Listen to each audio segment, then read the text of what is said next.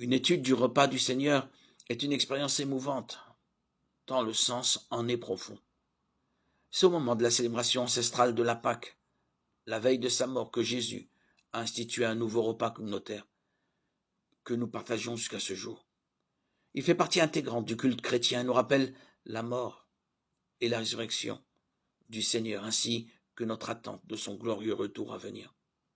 La Pâque est la principale fête du calendrier religieux juif. Elle commémore la dernière plaie d'Égypte. Quand les premiers-nés des Égyptiens sont morts et que les Israélites ont été épargnés en aspergeant les linteaux de leurs portes du sang d'un agneau, qu'ils ont ensuite rôti et mangé avec des pains sans levain, Dieu leur a ordonné alors de célébrer cette fête de génération en génération. Ce récit se trouve en Exode 12. Pendant son dernier repas avec ses disciples, un repas de Pâques, Jésus prit du pain et, après avoir remercié Dieu, il le rompit et le leur donna en disant « Ceci est mon corps qui est donné pour vous. Faites ceci en souvenir de moi. » Après le souper, il prit de même la coupe et la leur donna en disant « Cette coupe est la nouvelle alliance en mon sang qui est versée pour vous. » Luc 22, 19, 21. Ils conclurent la fête en chantant un hymne, Matthieu 26, 30, puis sortirent dans la nuit pour se rendre au mont des Oliviers. C'est là que Jésus fut trahi par Judas. Comme il l'avait annoncé, le lendemain, il fut crucifié.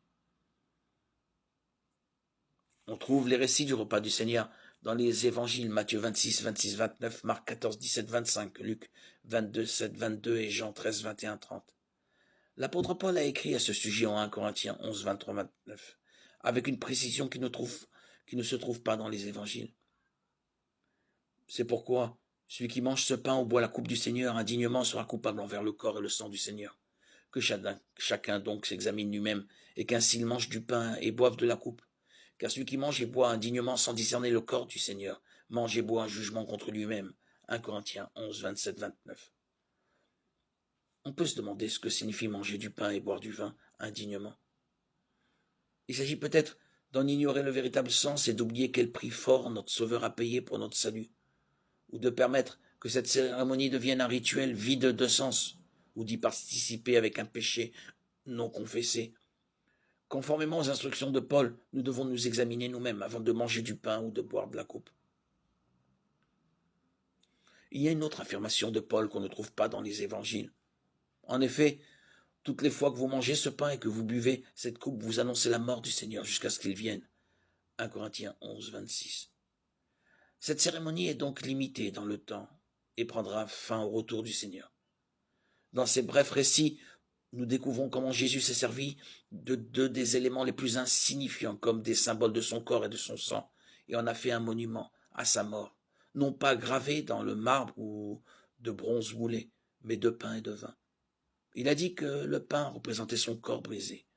Pas un de ses os n'a été brisé, mais son corps a été tellement torturé qu'il en était à peine reconnaissable. Psaume 22, 12, 17. Ésaïe 53, 4, 7. Le vin représentait son sang, la mort terrible qu'il allait bientôt subir. Lui, le Fils parfait de Dieu, a accompli les innombrables prophéties de l'Ancien Testament concernant la venue d'un Rédempteur, Genèse 3, 15, Psaume 22, Ésaïe 53. En disant « Faites ceci en souvenir de moi », il indiquait que cette cérémonie devrait se poursuivre à l'avenir et que la Pâque, au cours de laquelle on sacrifiait un agneau en préfiguration de l'agneau de Dieu qui ôterait le péché du monde, trouvait son accomplissement en elle.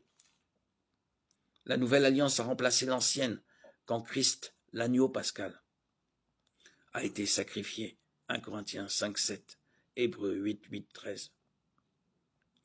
Le système sacrificiel n'était plus nécessaire. Hébreux 9, 25, 28. Le repas du Seigneur, la communion, nous rappelle ce que Christ a fait pour nous et célèbre ce que nous recevons grâce à son sacrifice.